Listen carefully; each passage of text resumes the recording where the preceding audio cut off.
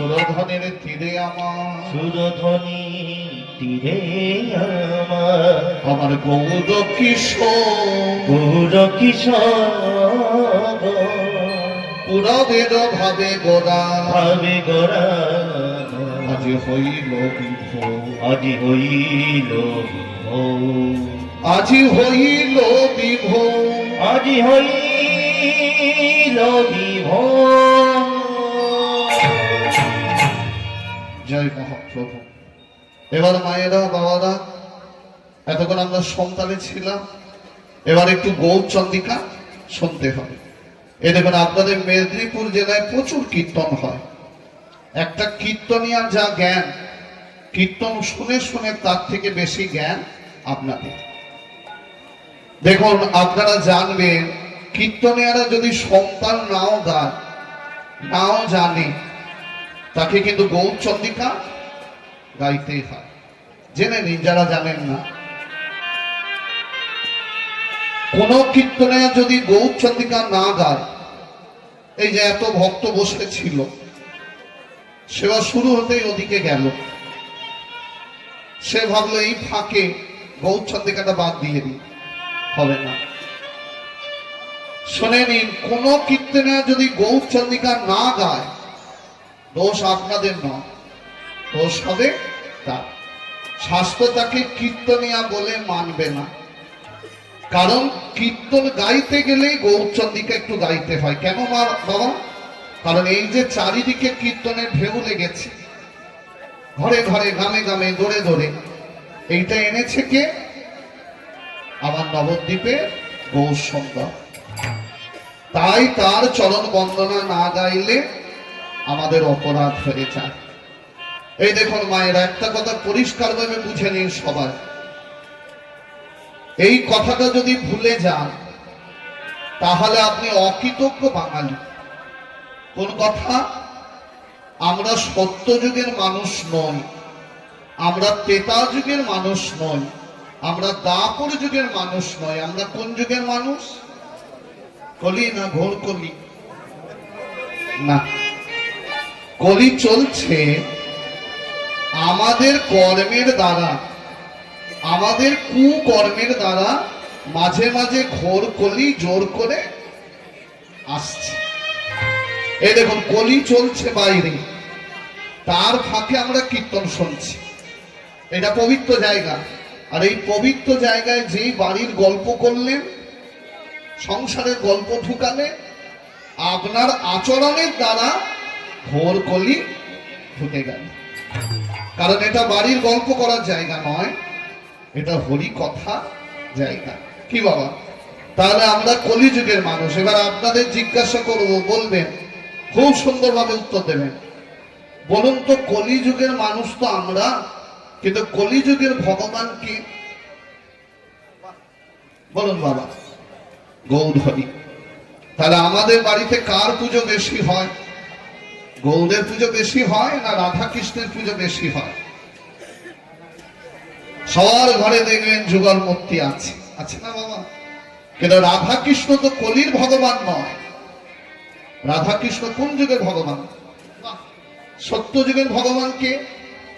নারায়ণ।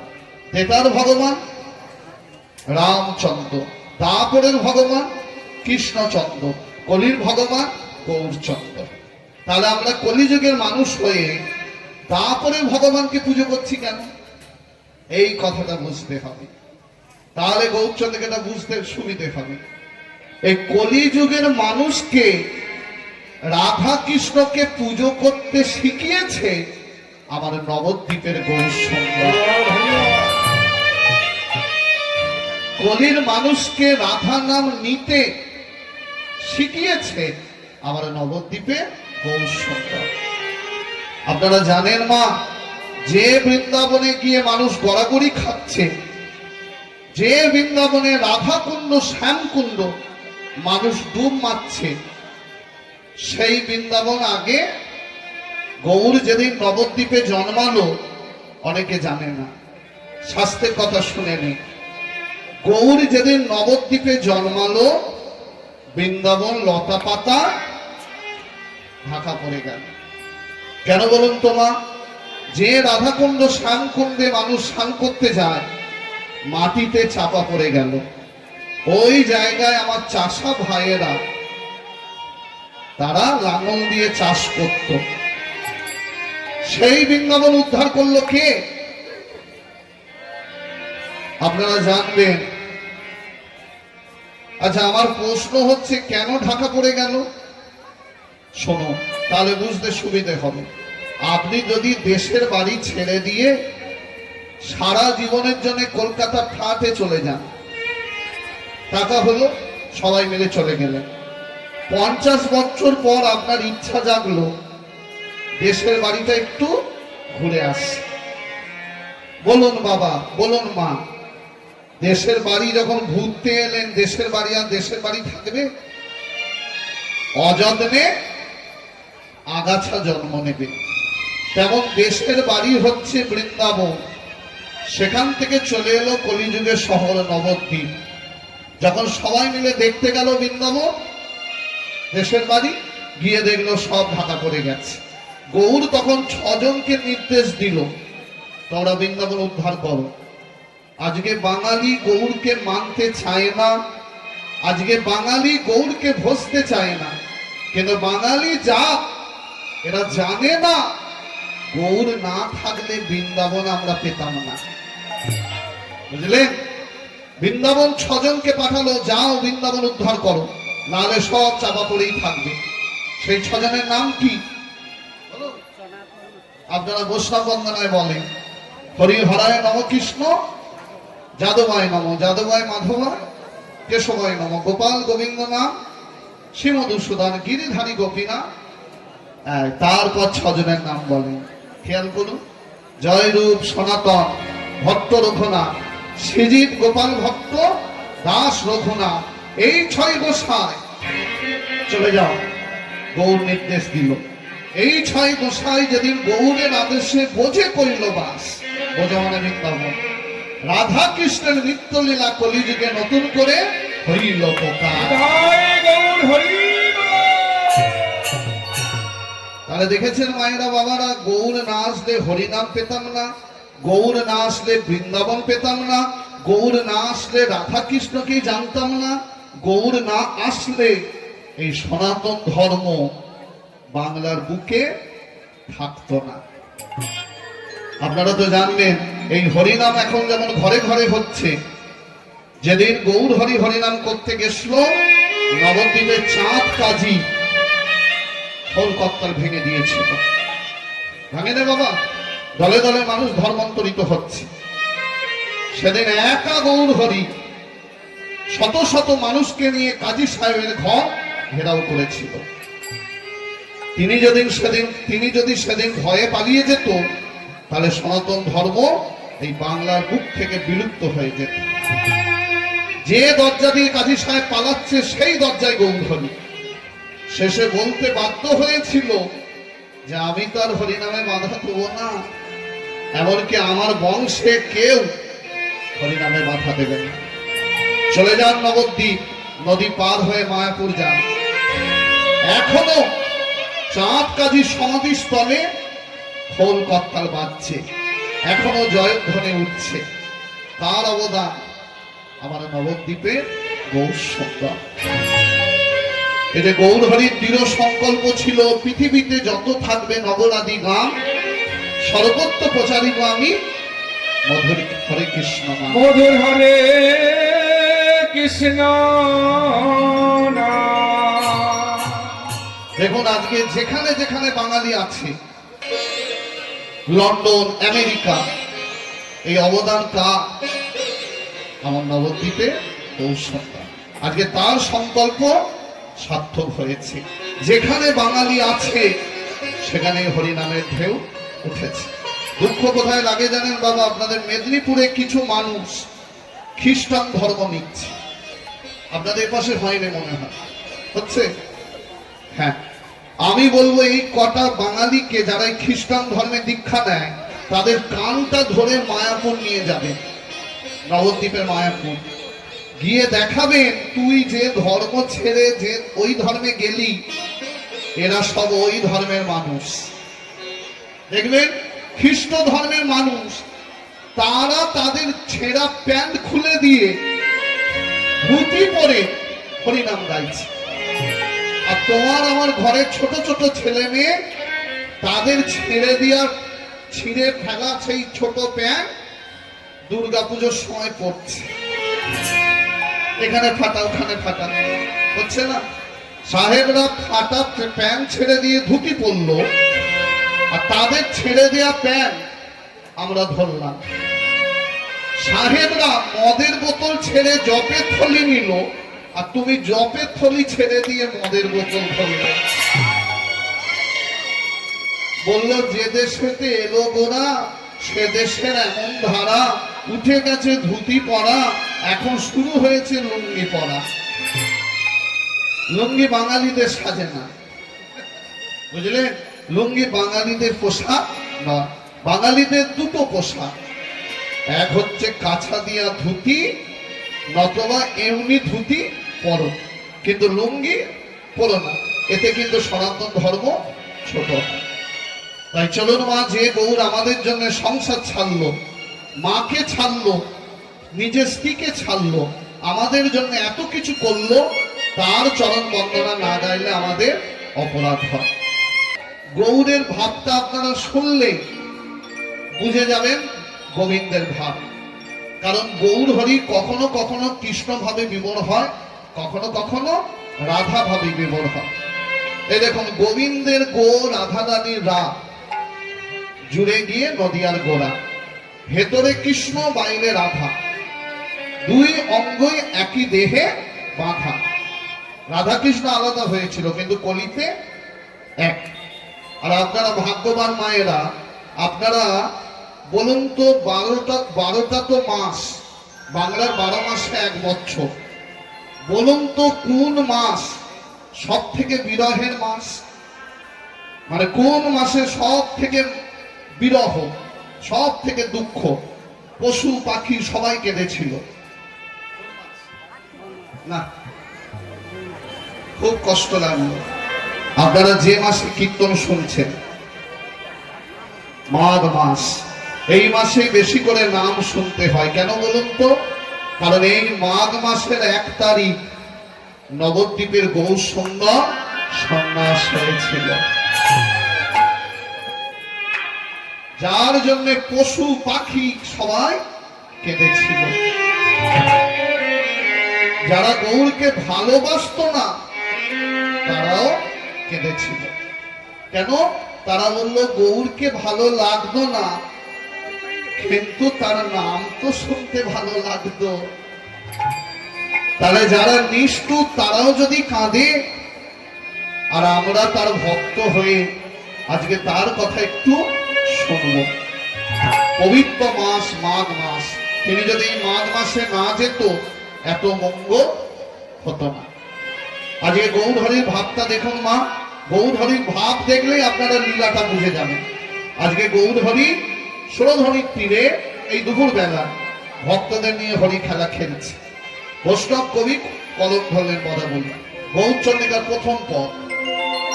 আজ সুরধনি উলুধ্বনি মায়েরা হরিব।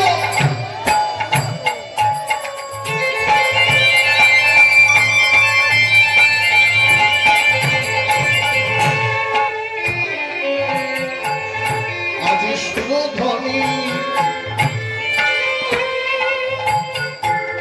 তীরে আজি সুরধনি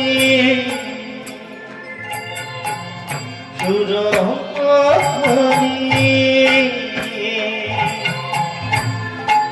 সুরধনি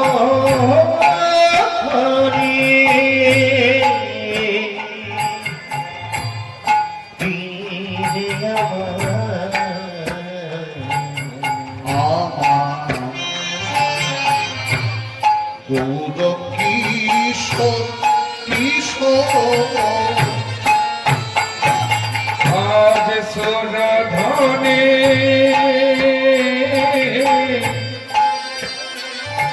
সুরধনি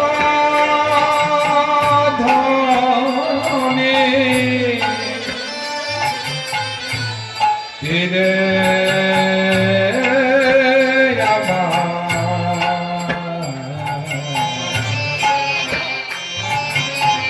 আমার গৌর গিরিশ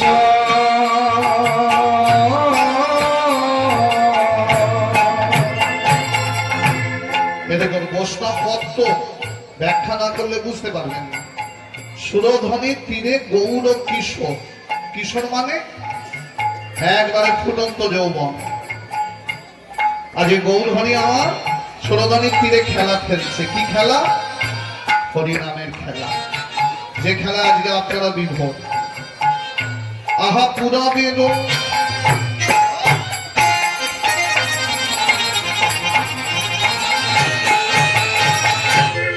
আজ পুরা বেদ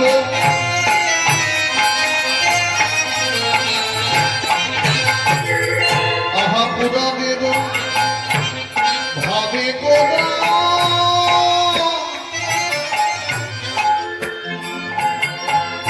আজি হইল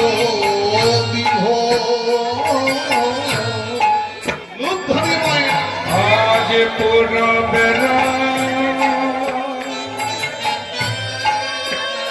আজ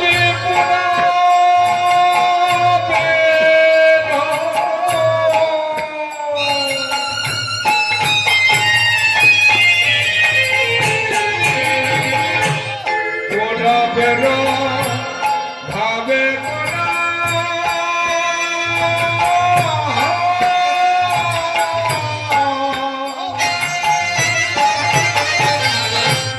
হরিল বিভোর অভরানন্দ ভবে না অভরানন্দ ধরে না অভরানন্দ ভবে না অভরানন্দ ধরে না সুরধ্বনি তীরে আজকে আনন্দ ধরে না সুরধ্বনি তীরে দেখো আনন্দ ধরে না আজ ভেসে যায় ভেসে যায়। ভেসে যায় ভেসে যায় এই দেখুন মা কি সুন্দর ব্যাখ্যা দেখুন। সুরধ্বনির তীরে প্রভু হরিনামের খেলা খেলছে, আর সেই খেলা খেলতে খেলতে আনন্দ হচ্ছে। এই দেখুন গৌর হরির আনন্দ আর আমাদের আনন্দ গুলাবেন না। কেউ দেখবেন দুধ খেয়ে আনন্দ পায়, পায় না বাবা? আবার কেউ মদ খেয়ে আনন্দ পায়। ছোট দুটো আনন্দ কি সমান মায়ের? একজন পেশাদার খুনি কাউকে খুন করে আনন্দ পায়, মানে যখন রক্ত বেরোয় সেই রক্ত দেখে আনন্দ পায়। আবার ডাক্তার বাবু সেই মরা রোগীকে বাঁচিয়ে আনন্দ পায়। দুটো আনন্দ কি সমান বাবা? না। কেউ দেখবেন দোকান থেকে রসগোল্লা কিনে খেলো, খেয়ে আনন্দ পেল। আবার কেউ সেই রসগোল্লা ঘরে নিয়ে গিয়ে রাধা মাধবকে সেবা দিয়ে প্রসাদী করে পেয়ে সে আনন্দ পেল। নিতাই গৌর হরি। কি বাবা, সব থেকে বাজে আনন্দ কোনটা মায়েরা? যেটা হচ্ছে তামসিক আনন্দ। মদ খাবো, মাংস খাবো, জুয়া খেলবো, সেটা সব থেকে বাজে আনন্দ।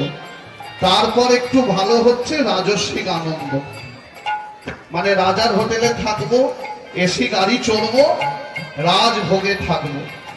তারপরে একটু ভালো হচ্ছে সাত্বিক আনন্দ, যেটা স্বর্গের দেবদেবীরা পায়, যেটা আমরা পাই না। আর যে আনন্দ আজকে গৌরহরি ভাসছে সেটা স্বর্গেও নেই, সেটা শুধু মত্তধামে আছে। ওই জন্যে স্বর্গের দেবদেবীরা বারবার সেই আনন্দকে পাওয়ার জন্যে মনুষ্য রূপে জন্ম নেয়। সেই আনন্দ কোন আনন্দ? যাতে আনন্দ আছে আবার প্রেমও আছে, যার নাম হলো কৃষ্ণ প্রেমানন্দ। যে আনন্দে আজকে আপনারা ভাসছেন, দেখুন এই আনন্দ এমন, একবার যদি হৃদয়ে লেগে যায় সে খাওয়ার কথা আর মনে থাকে না। বলে খেয়ে কি করব? বলে পেট ভরাবো। বলে আরে বাবা, পেট তো ঘরে তো ভরি, কিন্তু এখানে যে আনন্দ এতে মন ভরে যাবে। নিতাই গৌর হরি। তাই বলছে আনন্দ ধরে না, আনন্দ ধরে না আজ আনন্দ ধরে, আজ আনন্দ ধরে না সুরধ্বনির তীরে দেখো আনন্দ ধরে না সুরধনি তীরে দেখো আনন্দ ধরে না সুরধনি তীরে দেখো আনন্দ ধরে না আজ মনেতে পড়েছে। আজ মনেতে পড়েছে কেন আনন্দ করছে? মনেতে পড়েছে, মনেতে পড়েছে আজ মনেতে পড়েছে, মনেতে পড়েছে বৃন্দাবনের সেই লীলা, মনেতে পড়েছে বৃন্দাবনের সেই লীলা মনেতে পড়েছে মনে পড়বে না কেন? পড়বে না কেন গো? পদকবি লিখছে পুরবের লীলা মনে পড়েছে, বৃন্দাবনের সেই লীলা। একজন পাশ থেকে প্রশ্ন করছে, এত ভক্ত নাচছে, কারো পুরবের কথা মনে পড়লো না, এই গৌর হরির মনে পড়লো কেন? এবার বলছে, উত্তর দিচ্ছে, দেখুন পদকবি কি বলছে, মরবে না কেন, মনে পড়বে না কেন গো? মনে পড়বে না কেন, মনে পড়বে না কেন গো? যেই গৌর সেই মনে কৃষ্ণ, পড়বে না কেন গো? যেই গৌর সেই মনে রাধা, পড়বে না কেন গো? যেই গৌর সেই মনে কৃষ্ণ, পড়বে না কেন গো? যেই গৌর সেই রাধা, রাধা কৃষ্ণ এক হয়ে সেই রাধা কৃষ্ণ এক হয়ে সেই গৌর সেই রাধা কৃষ্ণ এক হয়ে সেই গৌর সেই রাধা কৃষ্ণ এক হয়ে সেই গৌর সেই রাধা কৃষ্ণ এক হয়ে সেই গৌর মনে পড়বে না কেন গো? পড়বে না কেন গো? সুরধনের দিনে আমার গৌর কৃষ্ণ, সুরধ্বনি দিলে আমার গৌর কিশোর সকল চন্দ্র মিলে দেখো আনন্দে বিভোর, সহচর মিলি দেখো সহচর মিলি দেখো সহচর মিলি দেখো আনন্দে বিভোর। জয় মহাপ্রভু।